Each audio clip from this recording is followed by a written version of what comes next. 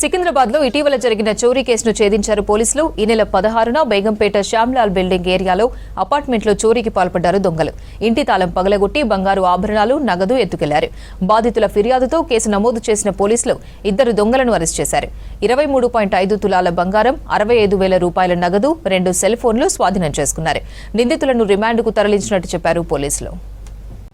వీరి వద్ద నుంచి ఇప్పుడు దాదాపు 26 తులాస్ వరకు గోల్డ్, అదేవిధంగా కొంత క్యాష్ 65,000 క్యాష్, 2 మొబైల్ ఫోన్లు స్వాధీనం చేసుకోవడం జరిగింది.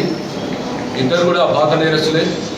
ఈ ప్రదీప్ ఇక్కడ బేగంపేట పోలీస్ స్టేషన్లో 3 ల్యాప్టాప్ దొంగతనంలో ఇతను అరెస్ట్ అయ్యి చెంచల్గూడ జైల్లో ఉండటం జరిగింది. అదేవిధంగా ప్రవీణ్ కుమార్ డిసెంబర్ నెలలో ఫిల్మ్నగర్ పోలీస్ స్టేషన్లో ఒక రిటైర్డ్ ఐఏఎస్ ఆఫీసర్ వాళ్ళ బంధువు ఇంట్లో కూడా దొంగతనం చేసి దాదాపు 30 తులాల బంగారం దొంగతనం చేసినలో అతను కూడా నేరస్తుడు.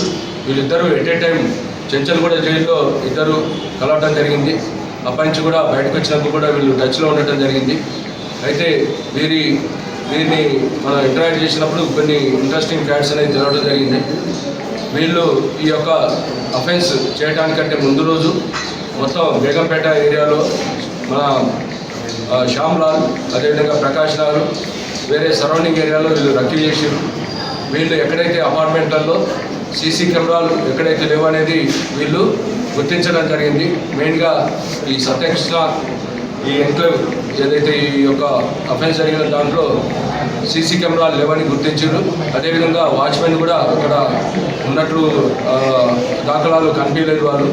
అందుకనే ఈ యొక్క అఫెండరు ఆ రోజు నైట్ 11 o'clockకి అపార్ట్మెంట్ పోయి మొత్తం అన్ని లాక్లు ఎక్కడ ఉన్నాయి, ఏ ఫ్లాట్కి అయితే లాక్లు ఉన్నాయో వాటిని వెరిఫై చేసుకుంటా అతను ఈ ఫ్లాట్ నెంబర్ 302లో డ్రిల్కి లాక్ వేయటం వల్ల ఇంట్లో ఎవరు లేదని అతను అబ్జర్వ్ చేసుకొని దాన్ని ఎమ్మటే లాక్ని బ్రేక్ చేసి సెంట్రల్ లాకింగ్ కూడా ఒక ఉల్లి లాంటి ఐటమ్ తోటి దాన్ని ఓపెన్ చేయటం.